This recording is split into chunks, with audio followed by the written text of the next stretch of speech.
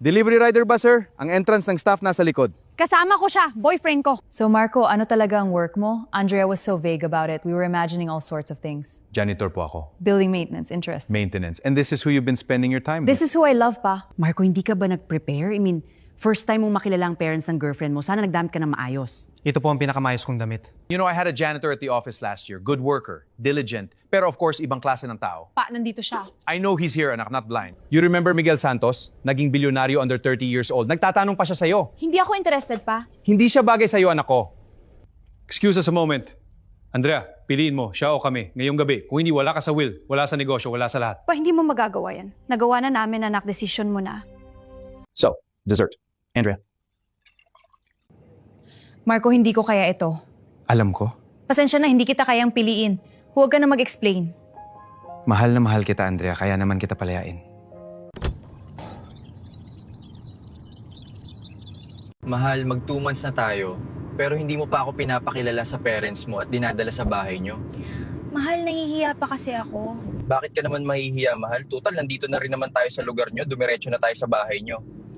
Pero mahal, kasi... Mahal, ituro mo na lang sa akin kung saan dito ang bahay nyo.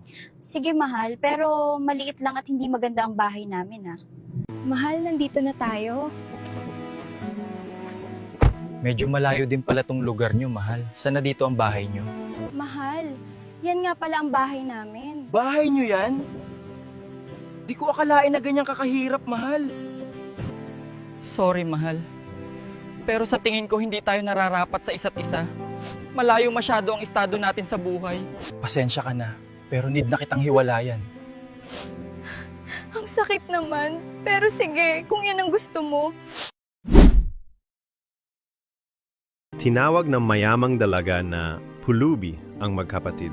Maya-maya, siya'y lumuhod na umiiyak. Bumaba kayo! Ako ang sasakay sa kotse nanto! Isang mayamang dalaga ang sapilitang sumakay sa kotse na inarkila ng mahirap na magkapatid. Nagbagsak ng 50,000 piso at ininsulto ang driver. Magminiho ka na. May kontrata akong nakahalagang 1,000,000. Hayan mo mga pulubing yan. Kalmadong tumangi ang driver. Ma'am, bumaba po muna kayo. Kailangan nilang makapagsalbang buhay. Nasisiraan ka ba, ulo? Pipiliin mo ang mga mahirap kaysa sa akin? Hinila siya ng driver palabas. Siya kadinala ang magkapatid sa ospital. At siya pa ang nagbayad ng lahat ng gastusin. Hindi nagtagal, dumating ang mayamang babae sa kumpanya ng kliyente at natigilan sa pagkagulat. Ang mahirap na driver ay nakaupo sa upuan ng boss. Sa kanya pala ang kumpanya. Malamig niyang sinabi, Ang negosyo ko ay para lamang sa mga taong may integridad at malasakit. Cancelled na ang kontrata.